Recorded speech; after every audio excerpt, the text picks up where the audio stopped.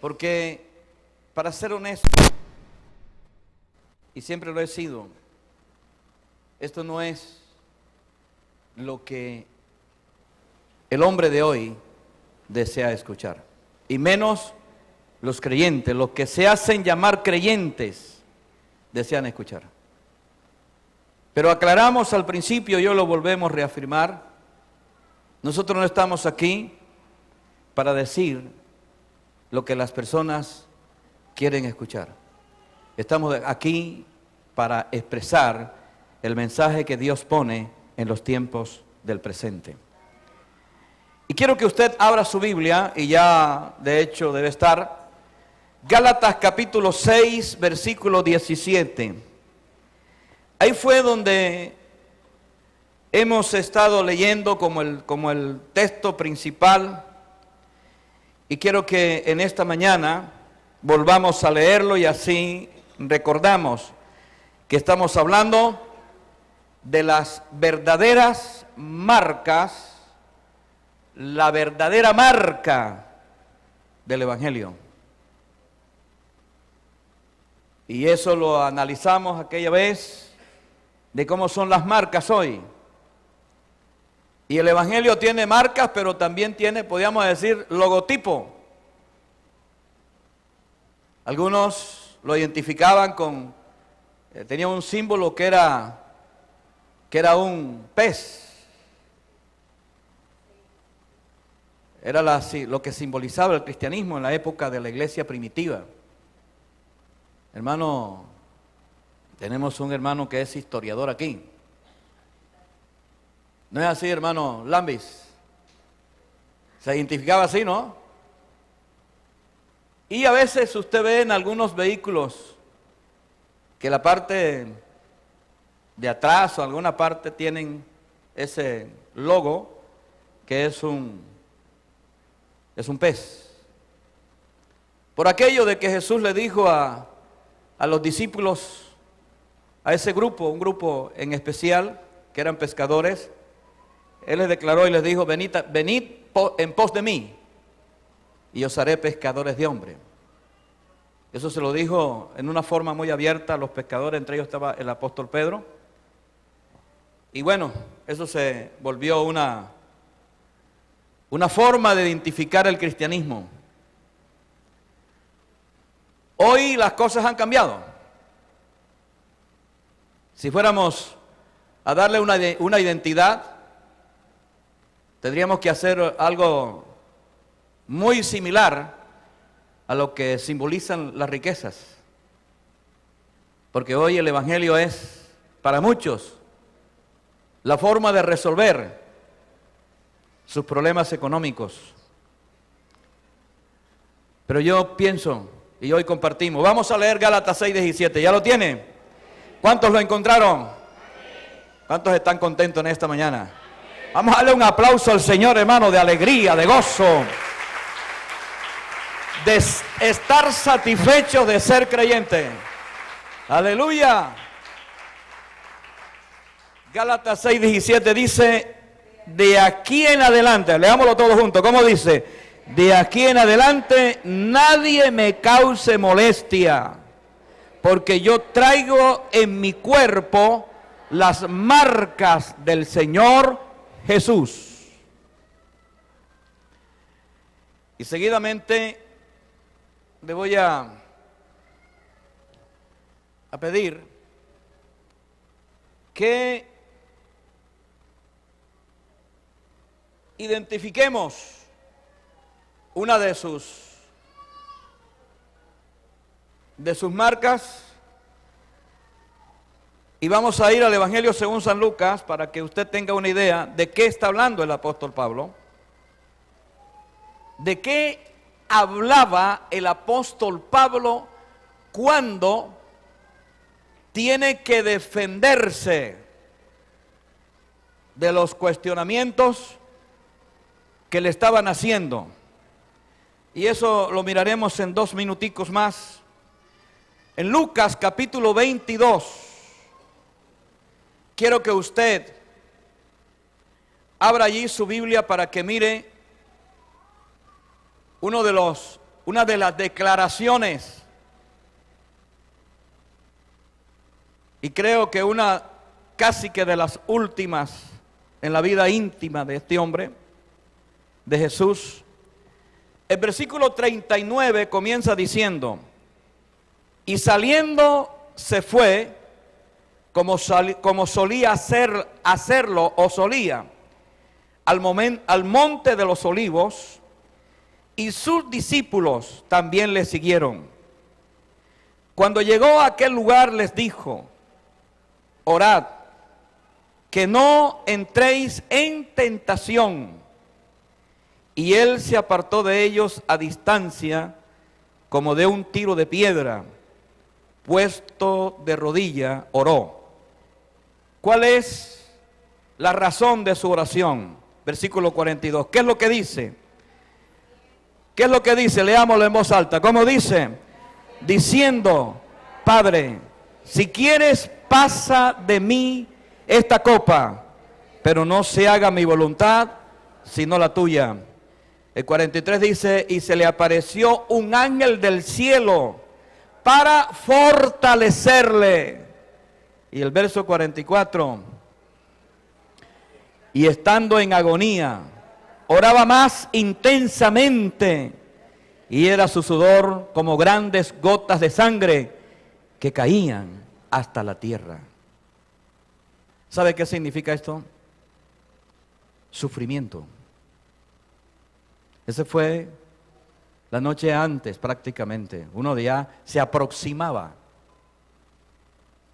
Se aproximaba el enfrentamiento de Jesús. Ya caminaba de frente hacia la cruz. Y sacó ese espacio en una forma personal y íntima con sus discípulos. Pero la situación que vivió allí no se parece en nada a la situación de los que hoy, en su gran mayoría, se declaran como seguidores de Jesús. Oiga bien, el cristianismo evangélico no es lo que hoy se está proyectando por todos los medios. No ha cambiado. Se sembraron ese día, se pusieron unas bases, como decir unos cimientos, porque los hombres que estaban allí eran los hombres que Jesús, que Dios había escogido para continuar con la obra de lo que apenas se vislumbraba que iba a ser. El cristianismo evangélico no había nacido todavía, porque él nace el día de la predicación de Pedro, que se convirtieron como 3,000 personas. El día de Pentecostés. Nace ese día. Pero antes, como era lógico, las bases se estaban poniendo. Y Jesús está caminando hacia la cruz. Y lo primero que él hace es ir a orar. Pero esta no era una oración cualquiera. Esta era una oración que comienza en una forma muy particular. Él dice, Jesús dijo algo más o menos así: he aquí estoy, quiero hacer tu voluntad. Cuando se le presenta la cruz y todo el sufrimiento que eso significaba, inmediatamente surge la condición: quiero hacer tu voluntad. Y él dice: si puedo pasar, y le dice al Padre, si puede pasar esta prueba o esta copa, es casi lo mismo. Dijo, si puedes, como decir, pasarla por encima, para que yo no enfrente el sufrimiento. Pero eso termina y dice: mas no se haga mi voluntad, sino la tuya. Y quiero también que recordemos algo que está en el Evangelio según San Mateo. En el capítulo 5, Jesús había dicho, en pocas palabras, en qué consistía el cristianismo. ¿En qué consiste? En el Evangelio según San Mateo capítulo 5, oiga bien, el versículo 11. Estas son bases que se fueron incrustando. Era como decir, estas eran los cimientos y las bases de ese gran edificio que iba a ser levantado. El versículo 11 dice, bienaventurado. Ya encontró Mateo 5:11. Me interesa que usted lo busque, hermano, porque es posible que al final podamos arrancar esta página si no está de acuerdo y echarla para que no esté en la Biblia. Mateo 5:11. ¿Qué es lo que dice el versículo 11? Bienaventurados sois cuando por mi causa os vituperen y os persigan y digan toda clase de mal contra vosotros mintiendo. Versículo 12, ¿qué dice? Gozaos y alegraos, porque vuestro galardón es ¿qué? Es grande en los cielos, porque así persiguieron. ¿A quienes habían perseguido? A los profetas que fueron antes de vosotros. Esto no es tan sencillo, porque uno de los problemas del siglo XXI, estamos en el siglo XXI, ¿no es así? ¿Cuántos están en el siglo XXI? A ver, levante la mano los que están en el siglo XXI. Quiere decir que ustedes son expertos en comunicación, en internet, en banda ancha, en whatsappear, así le dicen a eso. ¿Ah? Estamos en el siglo XXI. El siglo de no sufrimientos. El siglo de los anhelos y deseos. De volverse rico a cualquier costa. A cualquier manera. El siglo en el cual los creyentes creen que están aquí para que Dios les dé todas las posiciones de los impíos. Es más, hay unos que hasta oran para que el dinero de los narcotraficantes se les venga a la mano. Otros oran para que Dios les revele dónde guardó Pablo Escobar las huacas. He escuchado creyentes menos preparándose, porque quiero que sepa en esta mañana que el Evangelio es la gloria de Dios. No sé si usted sabía eso, pero esa gloria tiene también una parte que a veces el sol no alumbra, que es la parte oscura del sufrimiento, esa parte que nadie quiere pasar. Yo recuerdo que una de las organizaciones religiosas que más impactó hace unos años es aquella que dice, pare de sufrir. ¿Se acuerda? Que su carta de presentación era, pare de sufrir. Y fueron construyendo iglesias en Colombia por todas partes. Y eso era enorme las cantidades, porque ¿a quién le gusta el sufrimiento? La regla tendrá sus excepciones, pero eso no es el común. ¿Le gusta el sufrimiento a usted? Para serle honesto, a nadie. Pero el gran problema es que el cristianismo tiene sus bases, es allí. El apóstol Pablo lo cuestiona. ¿Por qué cuestionaban al apóstol Pablo? El domingo pasado hablábamos, lo cuestionaban porque, uno, porque había unas reglas, oiga bien, unas reglas para definir quién era apóstol. En primer lugar,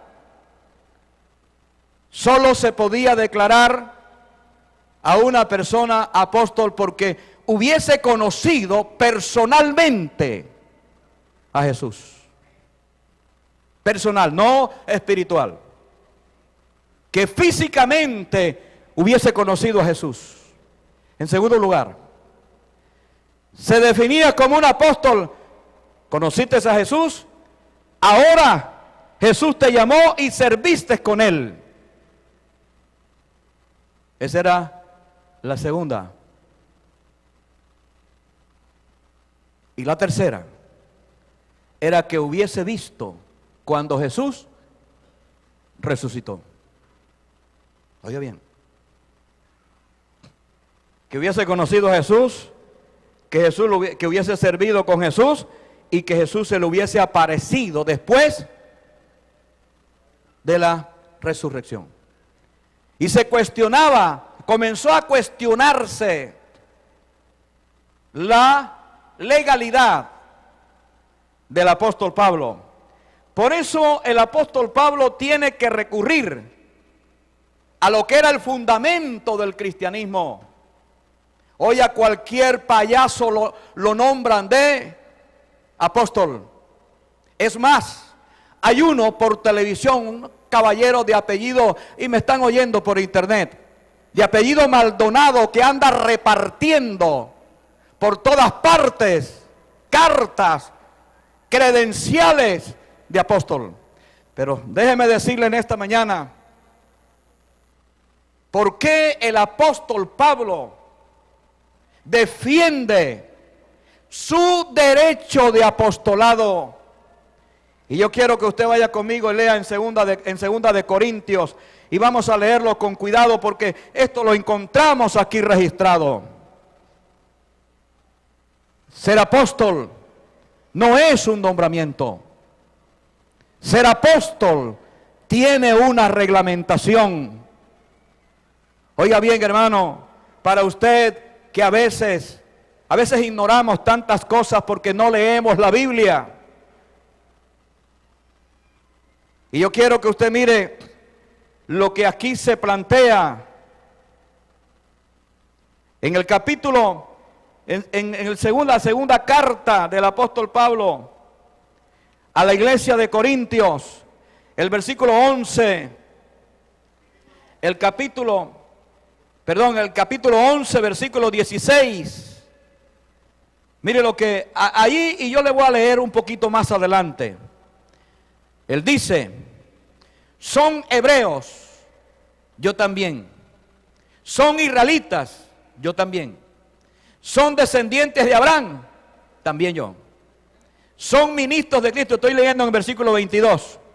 Son ministros de Cristo, como si estuviera loco hablo, yo más. Oiga bien, y él comienza a dar una descripción y una lista, y él dice: en trabajos más abundantes, en azotes sin número, en cárceles más, en peligro de muerte muchas veces. De los judíos 5 veces he recibido 40 azotes menos 1. ¿Usted sabe cuántos azotes le dieron a Jesús?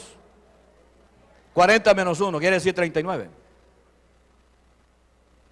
A Jesús lo metieron en la cárcel, le hicieron un juicio. Eso va marcando la vida de un seguidor, porque la vida del seguidor de Jesucristo no se mide por cuánto de dinero tengas en el banco, no se mide por qué marca de carro usas, no se mide por qué tan grande sea tu casa, por ahí no se mide, el que es verdadero.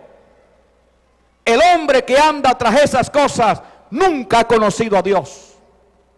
Nunca ha estado dentro del cristianismo, porque eso no es lo que mide. Algunos, y vamos a mirarlo, de pronto en esta mañana, aquí como dijo el apóstol Pablo, de pronto nos vamos a volver un poco locos, sollados, pero no se afane, después vuelvo a la normalidad. Y él dice: 3 veces he sido azotado con varas, 1 vez apedreado, 3 veces he padecido naufragio, 1 noche y 1 día he estado como náufrago en el alta mar, en camino muchas veces, en peligros de río, peligros de ladrones, peligros de los de mi nación, peligros de los gentiles, peligros en la ciudad, peligros en el desierto, peligros en el mar, peligros entre falsos hermanos. Y usted observará que aquí en ninguna parte dice que el apóstol Pablo durante todos estos peligros tuviera guardaespaldas, porque hay una cantidad de payasos que ahora andan con guardaespaldas armados. Pero déjeme decirle, todo hombre que usted vea con guardaespaldas, ese no es ministro de Jesucristo. Oiga bien, hermano. Una vez hablaba con alguien que es conocido y le pregunté, ajá, y si alguien te va a hacer un daño, ¿qué? ¿Tus guardaespaldas van a disparar?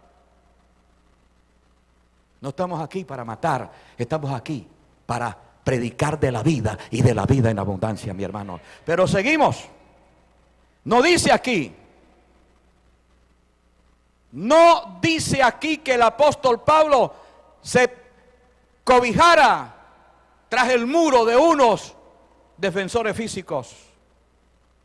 Para aquellos, esto es lo que es el cristianismo. Enfrentarlo, dice, peligro, muerte, piedras y de cuanta cosa se pueda imaginar. Y quiero que vea dos ejemplos. Pero quiero terminar. Dice, 3 veces ha sido azotado, en camino muchas veces en peligro. Peligros en el mar, peligros entre falsos hermanos. He trabajado con fatiga en muchos desvelos, en hambre, en sed, en muchos ayunos, en frío y en desnudez. ¿Has pasado por eso? ¿Cuántos han tenido hambre? ¿Cuántos han tenido frío? ¿A cuántos no les ha alcanzado la plata para cubrir todas las necesidades? A ver, levanten la mano, a ver. Eso es parte del cristianismo evangélico. Eso es parte.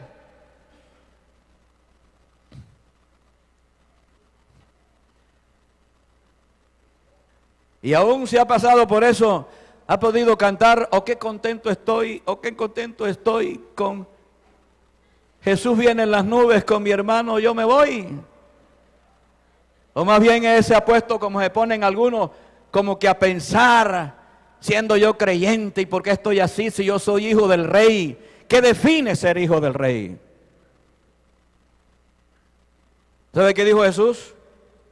Si en el palo, si en el árbol principal, ¿sabe qué dijo? Si no me va a tocar de predicárselos el domingo que viene, si no sabe. Si en el árbol verde se salvaron de que le predicara el próximo domingo del árbol verde. Si en el árbol han hecho eso, ¿cuánto más no van a hacer en las ramas? Pero los creyentes de hoy están encrustados en el Antiguo Testamento. Hay una cosa curiosa, hermanos, y es que ya no se habla de la vida de Jesús, de su sufrimiento. Jesús dijo, si en mí, es lo que está diciendo, están haciendo esto, ¿qué no harán en ustedes? Y dice, y quiero que usted vea un ejemplo en Hechos capítulo 16, versículo 22, para que vea usted por qué el apóstol Pablo hablaba de las marcas. ¿Por qué hablamos de las marcas del cristianismo evangélico? El apóstol dice, relata el que escribe los hechos, que fue Lucas, y quiero que lo vea en el Hechos 16, Hechos capítulo 16, versículo 22, mire lo que dice. Si usted se está animando a ser creyente, usted va a tener que pensar muy bien. El versículo 22 dice, y se agolpó el pueblo contra ellos, y los magistrados rasgándole las ropas, ordenaron azotarle con varas. Después de haberle azotado mucho, ¿qué fue lo que hicieron? ¿Los echaron dónde? En la cárcel. Como dijeron algunos, se les vino la noche. Dice, lo echaron en la cárcel, mandando al carcelero que los guardase con seguridad. Les ordenaron públicamente, en la plaza, le rasgaron los vestidos. Quiere decir que esos no eran cualquiera. Hablamos el domingo pasado, hablábamos de que los que se desempeñaban dentro de la vida militar de los romanos no eran, ni siquiera se parecían a los soldados nuestros. Una vez vi un soldadito, hermano, que yo no sé cómo cargaba el fusil de este tamaño, vean.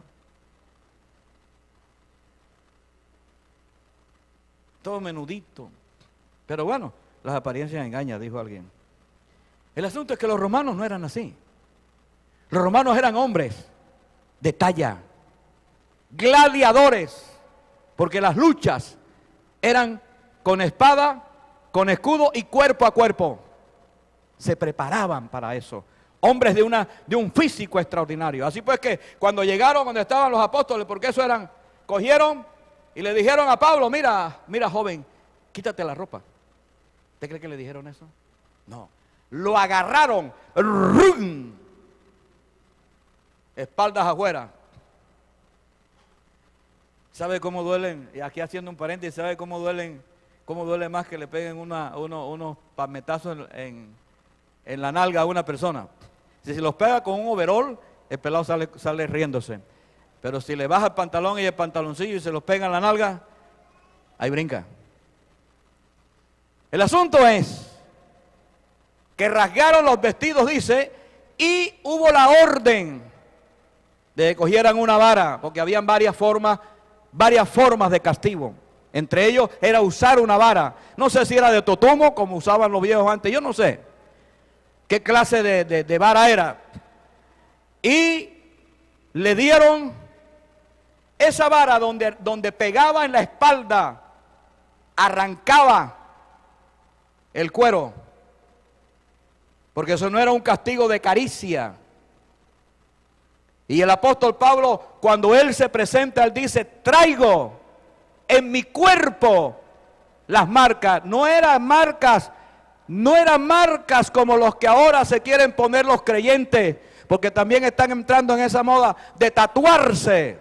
No eran marcas tatuadas, eran cicatrices de heridas que se habían abierto a punta de puro castigo. A eso le llamó el apóstol Pablo las marcas del Señor Jesús. Porque a Jesús se la hicieron. Yo le había leído que cuando él se presentó ante Tomás, ¿qué fue lo que hizo? Cuando él se presenta ante Tomás, le dice, Tomás, ven y mete tu dedo aquí y verás que ahí tengo el hueco que hicieron los clavos cuando me crucificaron. Y se abrió, no sé, de pronto el manto, creo que tenía un saco, y se lo abre y le dice, ven y mete tu mano en el costado para que veas el hueco. La Biblia dice que ese día Tomás cayó de rodillas. Lo que ahí se destaca no es tanto la incredulidad de aquel hombre. Lo que ahí se está presentando es que el evangelio tiene marcas, hermano mío. Que no es un evangelio folclórico, que no es un evangelio de ganas. Y hoy voy a hacer una pequeña aclaración. También estoy oyendo con mucha frecuencia que nosotros estamos también cayendo en algo que era algo que tenía que ver en parte con los hombres en la antigüedad, los patriarcas. Abraham, Isaac, Jacob. A ellos Dios le dio el derecho por el trato de impartir bendiciones. Y ahora oigo con frecuencia, que yo te bendigo, que yo te bendigo. Parece que yo te bendigo. ¿Qué? ¿Qué bendición das? No. Debemos es orar que Dios bendiga tu vida, porque el único que bendice es Dios.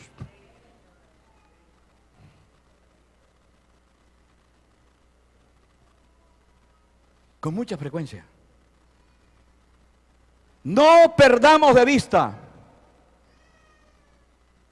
el señorío, porque el único que tiene la autoridad, ¿sabe cómo se presentó Jesús ante sus discípulos? Porque es que nosotros con tanta frecuencia vamos perdiendo el objetivo, el sentido, la esencia. Jesús se presentó ante los apóstoles y les dijo: toda potestad me es dada en el cielo y en la tierra. Oiga bien, ahora, ¿por qué se la habían dado?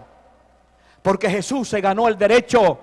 Jesús fue a la cruz y en la cruz dice que le quitó la autoridad que el diablo tenía. Dice que derrotó al diablo en la cruz y descendió a lo profundo. Mostró, oiga bien, los trofeos del éxito y la victoria a todos los que habían muerto antes de su venida. Y mostró la victoria, mis amigos. Es Jesús el que tiene el derecho. Es Jesús el que tiene la autoridad, no nosotros. Nosotros la tenemos en su nombre. Porque Él dijo: en mi nombre. ¿Qué fue lo que dijo?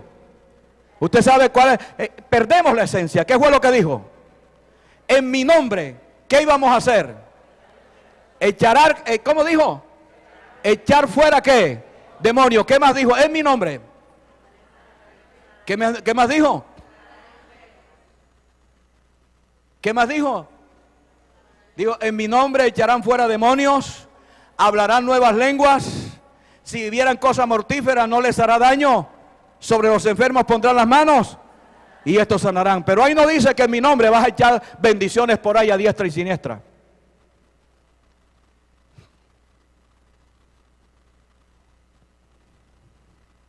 Las marcas del Evangelio.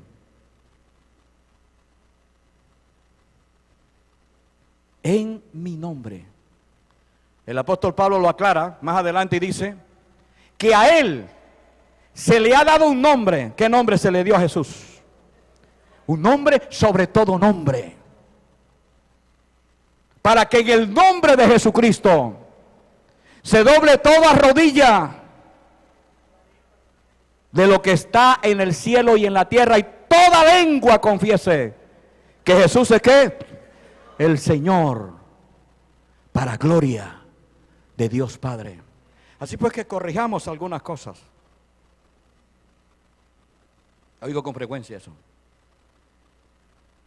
Yo te bendigo. Si tú eres un pecador, eso es lo que la Iglesia Católica acaban de dar un decreto, el Papa Francisco, de que los curas pueden absolver los pecados del aborto de aquellas preñeces no deseadas. Y así la iglesia evangélica también va por ahí repartiendo dones a diestra y siniestra. Pero estamos en las marcas del Evangelio. Dice la Escritura, y el apóstol Pablo en el capítulo, y quiero que vea otra cosita, Hechos 14:9, antes de continuar y ya vamos a terminar. Hechos 14:9.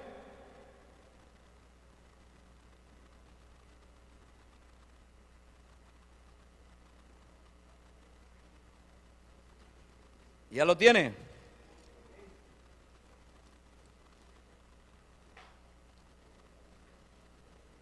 Oiga, qué bendición esto, hermano mío. Es una bendición. No, Hechos 14:19 es exactamente. Hechos 14:19 dice: entonces vinieron unos judíos de Antioquía y de Iconio, que persuadieron a la multitud. ¿Y qué más hicieron? Y habiendo apedreado a Pablo, le arrastraron fuera de la ciudad. ¿Por qué? Pensando que estaba muerto. Fue tanta la paliza que le dieron, que lo agarraron.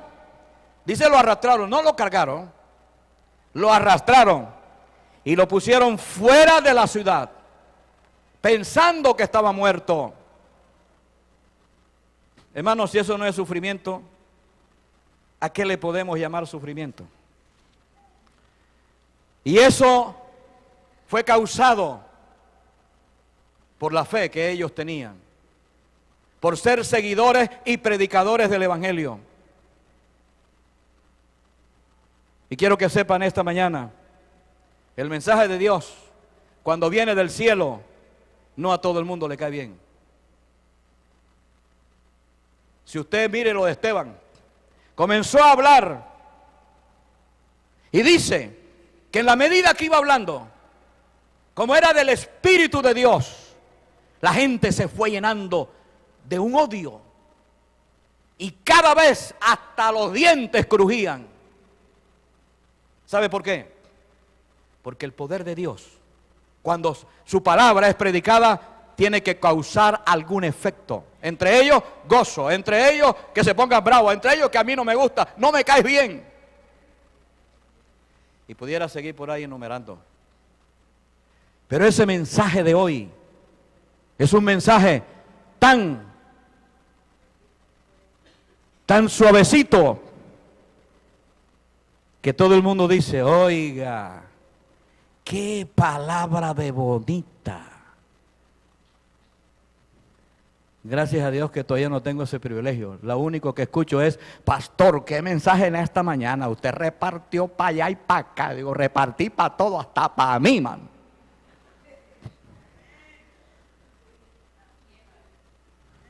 Porque si Dios le habla a usted y a mí no.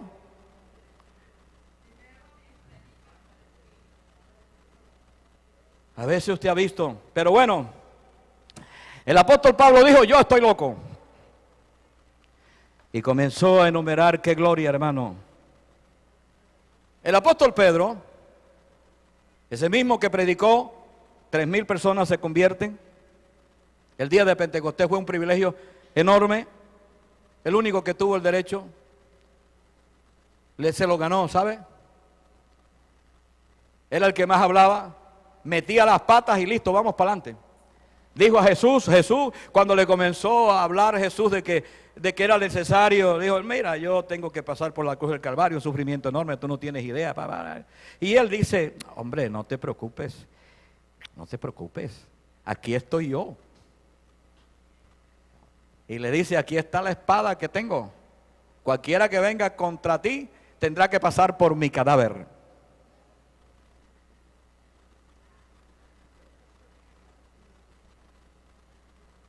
Jesús le dice, hombre, quítate delante de mí, tú me eres tropiezo, viejo. Tú no entiendes esto. La noche que lo agarran, no pasaron sobre su cadáver, pasaron sobre el rastro que dejó corriendo, hermano.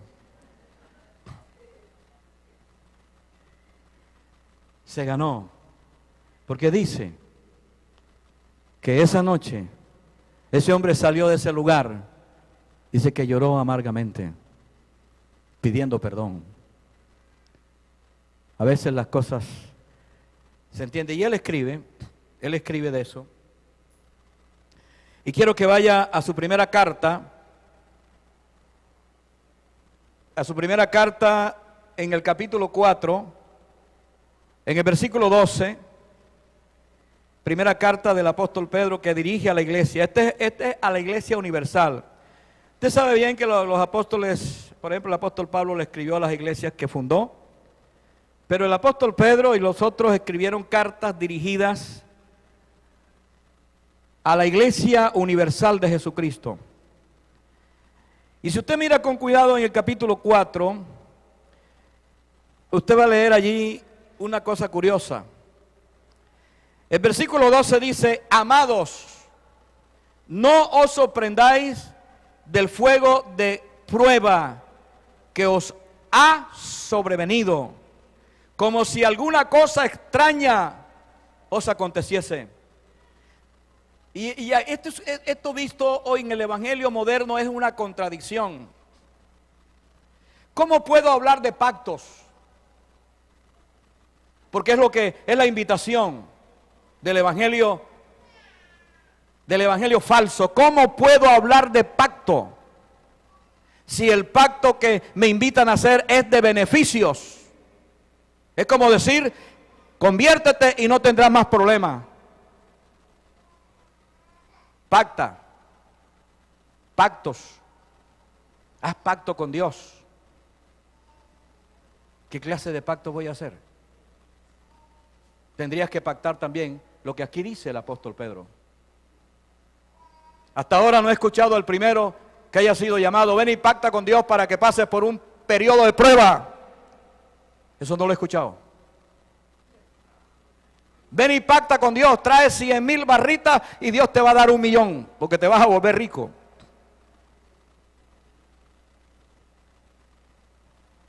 Pero yo no he escuchado la primera predicación que diga: ven y pacta con Dios para que pases por un fuego de prueba.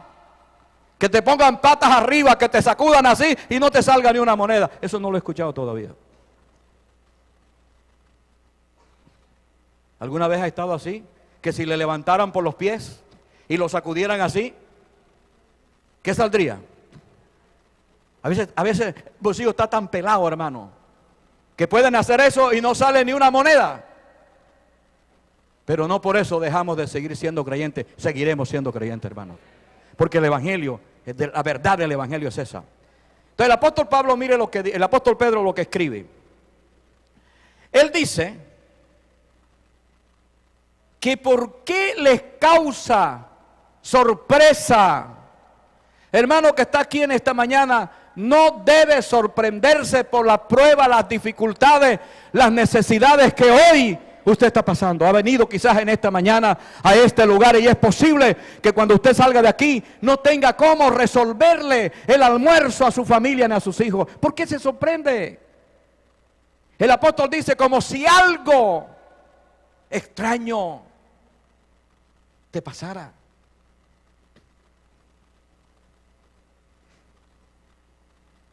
Y él dice en el siguiente versículo, busque el versículo 13 y léalo conmigo. ¿Qué es lo que dice allí?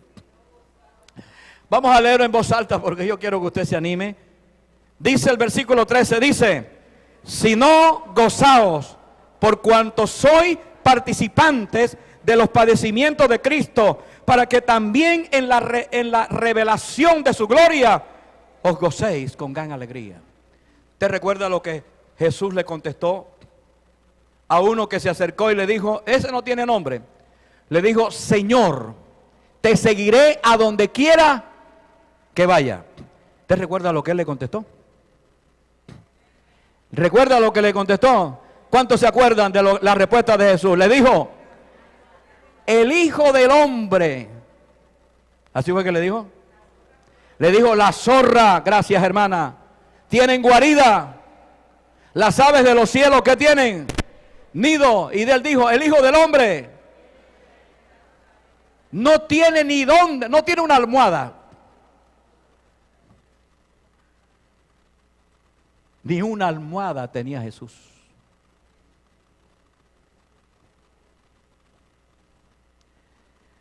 Los creyentes hoy disfrutan almohadas de pelo, almohadas de pluma, almohadas hechas a la medida de la cabeza. Oiga, es una maravilla, hermano mío.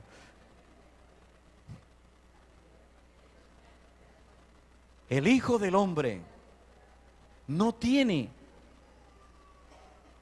El Hijo del Hombre no tiene ni siquiera dónde recostar su cabeza. Está mostrando Jesús la verdad de lo que iba a suceder. Y el apóstol Pedro está diciendo que Jesús lo que tuvo fue padecimiento, lo que tuvo fue rechazo. ¿Usted se acuerda cuando Jesús entró a la casa de un hombre importante llamado Simón Pedro? No era Pedro el apóstol. A la casa de Simón. ¿Se acuerda de esa historia? Allá donde llegó aquella mujercita que reventó un frasco de perfume. A la altura de hoy vamos a decirle María Farina, porque la María Farina yo sé que es costosísima. Y yo le agradezco el día que usted quiera regalarme una, pero vale como 600. Vale como 600, mis amigos. Así más o menos era el precio. Él entra. A todos los invitados le lavaban los pies en unas palanganas que había. Se la secaban con unas toallas. ¿Sabe por qué le lavaban los pies? porque se andaba con sandalias, no habían botas vaqueras, no habían botas pantaneras. Lo que había era sandalia, el que más alcanzaba, y los otros andaban pie pelado, llenos de polvo, y le lavaban los pies. Y Simón, el gran hombre, omitió ese detalle. Aquello significaba desprecio, como quien dice, bueno, estás aquí, pero no eres dentro de los privilegiados. Así como cuando a usted lo invita, como me invitó una vez un hermano. Hombre, yo te invito porque tú eres el pastor. Si tú no fueras el pastor, ni te invitaba, mi amigo. Eso fue lo que me dijo. Eso fue Jesús. Una actitud de desprecio. Y él entra. Y lo que es peor, viene aquella mujer que todo el mundo sabía cómo era por la forma de vestir. Pelo suelto, debió ser abundante. Se tira allí, se revienta el perfume, comienza a lavarle los pies. Qué glorioso eso. Por eso está escrito ahí, porque eso es de gloria, hermano mío. Solo esa mujer entendió lo que era Jesús y a lo que había venido a hacer. Hoy los creyentes que están en ese espíritu saben que Cristo vendrá por segunda vez a esta tierra y le estamos esperando, no con casas, ni con carros, ni con plata. Le estamos esperando con un corazón humilde, consagrado, apartado del pecado, apartado de la ansia de tener riqueza. Le estamos esperando porque estamos entendiendo eso. No todo el mundo entiende eso, hermanos. Jesús dijo, el que tiene oídos, oiga lo que el Espíritu dice. Y dice que comenzó a alabarle. Y aquel caballero que estaba allí, se parece mucho a los creyentes de hoy. Si tú estás enfermo, estás en pecado. Si tú no tienes para el desayuno, estás en pecado. Si tú estás que no tienes con qué pagar el arriendo, estás en pecado. Si tú, y comienzan a decir, y todo estás en pecado. Porque la única forma de saber para el evangelio moderno, para el evangelio falso, es la prosperidad. Esto no está incluido en ese paquete. Jesús, sentado. El hombre comienza a pensar, si este fuera de verdad profeta, sabría qué clase de mujer le está tocando. La maravilla de Jesús es que le dice, Simón, una cosa pequeñita tengo que decirte. Hay dos deudores. El uno debe 100 y el otro debe 20. El patrón les llama y le dice, te perdono las deudas. A ti te perdono los 100 que me debes y a ti te perdono los 20. Y él pregunta, ¿cuál de los dos crees tú que es más agradecido? Este ni corto ni perezoso, inteligente. Le dijo, claro, al que le perdonaron más. Qué manera de abrir la boca, ¿no? Y Jesús le dice, entré en tu casa y tú no me lavaste los pies. Le dijo. Mas esta mujer pecadora que está aquí no ha cesado de lavármelos con sus lágrimas, me los emperfumó y con sus cabellos me lo ha secado. Tremenda respuesta. Nosotros los que sabemos lo que Dios ha hecho, el perdón que nos ha dado, porque nosotros no somos buena gente. Quiero que sepan eso de mañana, ni usted ni yo somos los mejores ciudadanos, pero Dios tuvo misericordia, me rescató y hoy me ha dado un privilegio. ¿Sabe cuál es? De ser creyente evangélico en este país de Colombia. De ser creyente. El apóstol dijo, en el versículo 14 dice, y ya con esto vamos a terminar, dijo, si sois vituperados por el nombre de Cristo, sois bienaventurados, porque el glorioso Espíritu de Dios reposa sobre vosotros. Ciertamente de parte de ellos, Él es blasfemado, pero por vosotros es glorificado. Así que ninguno de vosotros padezca como homicida o ladrón o malhechor, o por entremeterse en lo ajeno.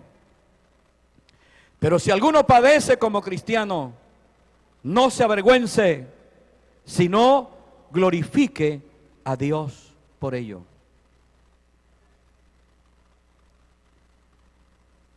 Qué bonito. Si sois vituperados por el nombre del Cristo, sois bienaventurados. El sufrimiento permite que el ser humano se vuelva más sensible, que pueda comprender a los demás. Esa gente altiva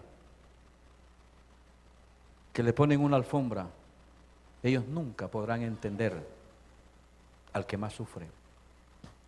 Pero quiero que sepan esta mañana que las marcas del verdadero cristianismo evangélico incluye sufrimiento, persecución, rechazo, desprecio, no ser entendido. Incluye que a usted lo calumnien. Hoy las leyes han penalizado la calumnia. Pero en la Escritura, en el cristianismo evangélico, las calumnias, ¿sabe cuándo son calumnias? Cuando no es verdad lo que están diciendo. Que usted sabe que no es verdad. Y se lo voy a poner así sencillito. Si usted debe un dinero y nunca lo pagó, no diga que quien dijo que usted no le paga, lo está calumniando, le está diciendo la verdad. Pero si usted nunca ha prestado, y a usted dicen que debe una deuda, no están diciendo la verdad, lo están calumniando. A eso se refirió el apóstol Pedro. La calumnia es todo lo que digan que no es cierto. Y él dice, sois bienaventurados. El evangelio incluye, en nuestra vida diaria, también incluye el sufrimiento. También incluye la escasez. Y por último quiero leerle el último texto que voy a leer. Y quiero que usted se vaya a la primera parte de la Biblia. En el Antiguo Testamento, en el libro de Deuteronomio,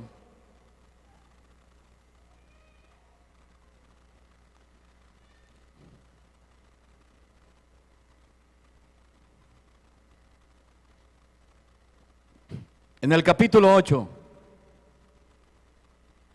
si usted se le había olvidado, que no es en el Nuevo Testamento que se habla ni del sufrimiento, ni de la escasez, no. Siempre Dios habló de eso. Siempre se lo dijo a sus hijos, a sus amados. Siempre se lo dijo a su pueblo. Y yo no sé por qué lo hemos olvidado tan fácilmente.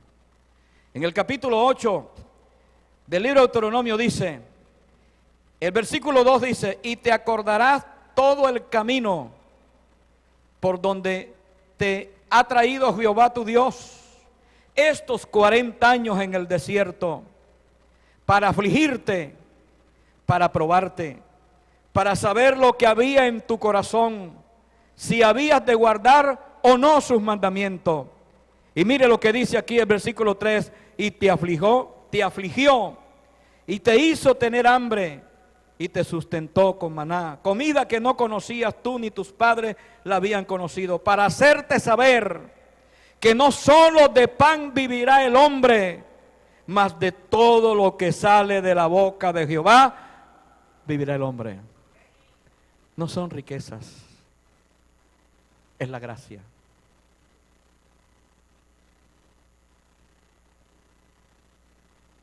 Te afligió, te probó, para saber lo que había en tu corazón. te hizo pasar hambre, te enseñó. Todo creyente que ha pasado por eso sabe que lo que en esta mañana compartimos es la verdad. Hemos tenido hambre algunas veces, hemos estado afligidos algunas veces, hemos estado como abandonados algunas veces, hemos estado solos algunas veces. Pero sabe, mi hermano, esas situaciones a lo único que nos han llevado, a lo único que nos conduce la situación, a lo único que nos lleva cuando hemos pasado por eso, a la única parte que fuimos fue a la presencia de Dios para orar, para decirle: Señor, ten misericordia, acuérdate de mí, súpleme lo que me está faltando, tú conoces lo que me está pasando. Y en medio de las lágrimas también pudimos sentir el Espíritu de Dios que vino sobre nosotros y nos trajo paz al corazón. Eso lo podemos testificar porque somos creyentes del Evangelio de Jesucristo. Traemos esas marcas en nuestra vida. Nuestro testimonio habla de que somos creyentes por lo que hemos vivido. Yo he sido pastor aquí y sé que muchos de ustedes han venido, han compartido, los he visto gemir, los he visto llorar, he escuchado su oración en el altar, los he visto cómo se doblan su rodilla. He visto cómo se han afligido, pero también he visto cómo la gloria de Dios ha venido sobre sus vidas. Porque lo que usted hoy no es lo que usted era ayer cuando llegó por esas puertas. Porque la gloria de Jehová ha venido sobre usted y le ha levantado, le ha hecho sentir que usted es creyente, un hombre transformado y cambiado por el poder del Evangelio. Así pues que vamos a orar. Incline su rostro en esta mañana y dígale: Padre, gracias por ayudarme, por mantenerme en tu palabra. Señor, gracias por haberme permitido estar aquí, Dios, aleluya.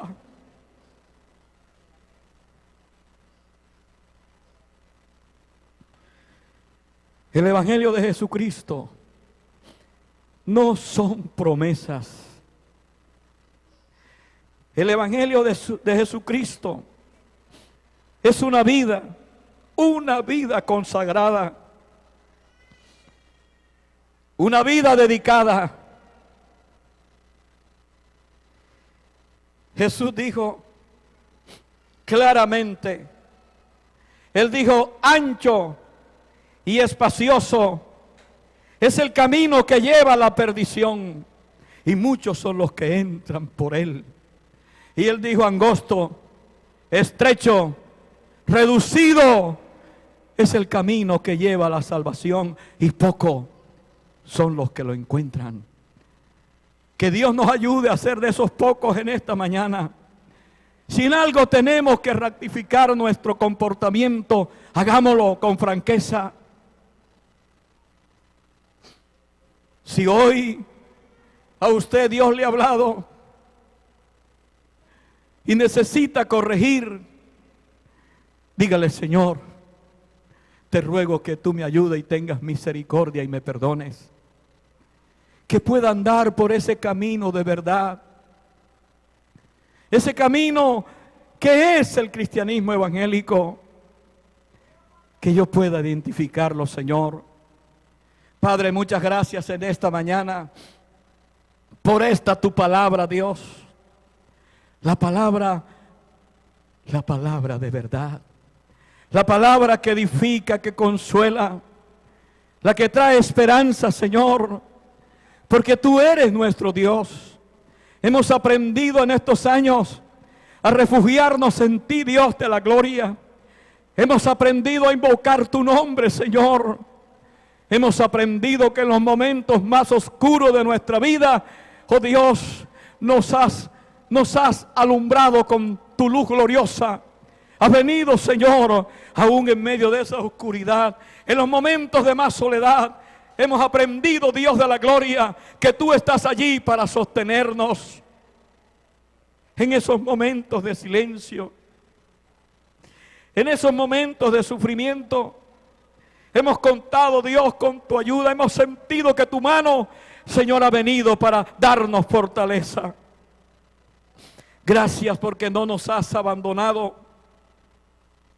Gracias, Señor, porque hoy podemos tener un testimonio de lo que tú haces en nuestras vidas, en nuestra familia, lo que has hecho en nuestros hogares.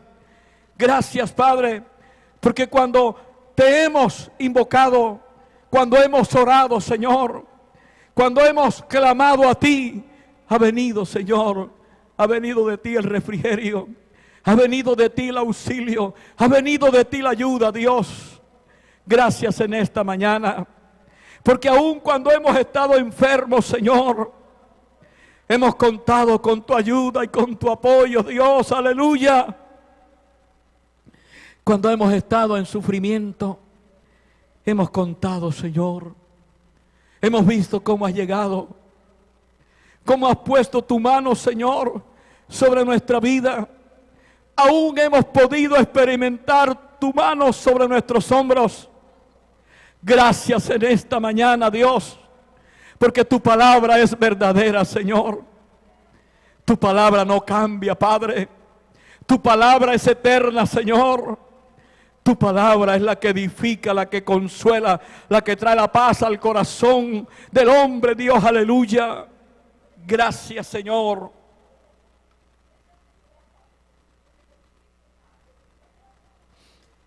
Gracias. Gracias, oh Dios de la gloria. Gracias en esta mañana. Permite que podamos mantener viva la esperanza, que podamos mantener viva la fe, aunque no estemos viendo lo que nos ha sido, Señor, prometido.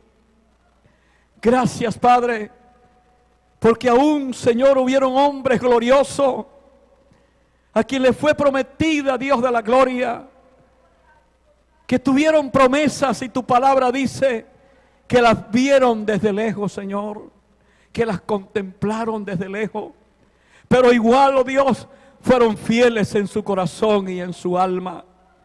Fueron los grandes hombres de la fe, Señor. Ayúdanos, oh Dios, a que en este tiempo nosotros podamos continuar en esos pasos. Gracias, oh Dios de la gloria. Gracias por mantenernos, Señor, en la fidelidad de nuestra alma y nuestro espíritu.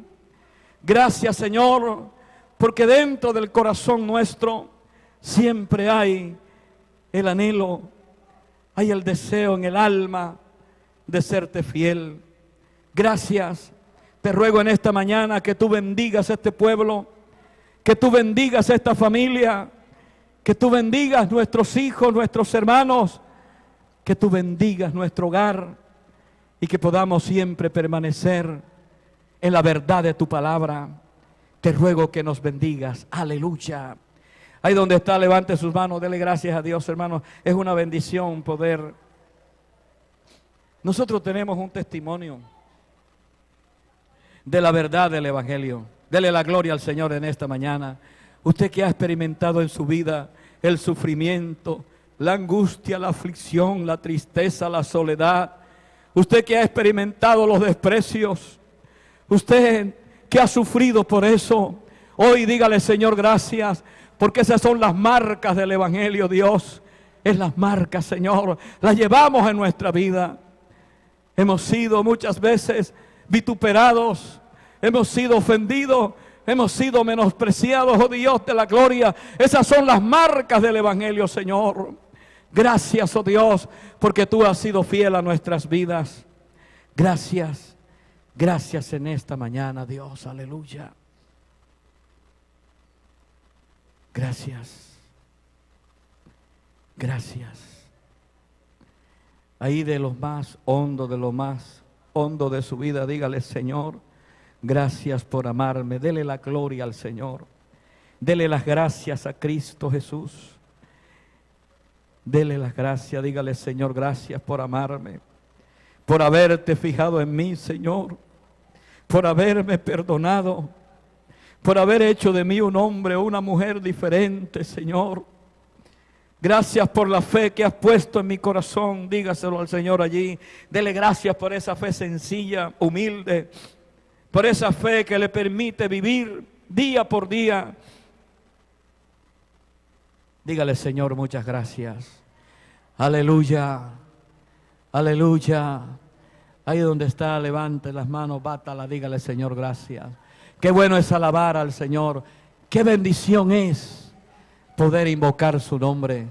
Poder levantar nuestras manos es señal de libertad, es señal de agradecimiento, es señal de victoria, porque hasta hoy el Señor nos ha ayudado. Aquí estamos en esta mañana, con dificultades quizás, con limitaciones quizás, pero aquí estamos en victoria, porque Él nos ha fortalecido. Aleluya.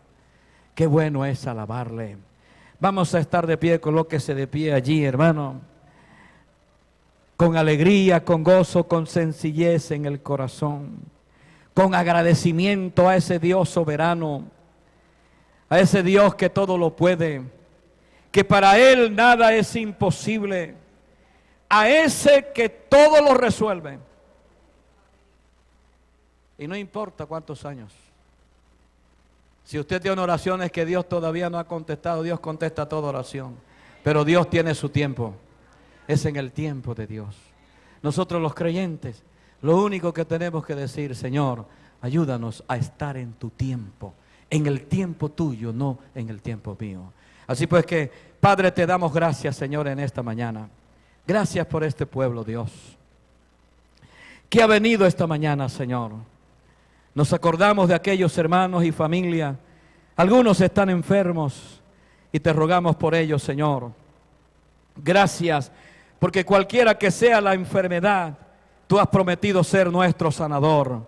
Y en esta mañana los presentamos delante de tu presencia y te rogamos que extiendas tu mano para tocarle, que extiendas tu mano para sanarle, que extienda tu mano, Señor, para fortalecerle y para llenarles, oh Dios, el corazón de paz.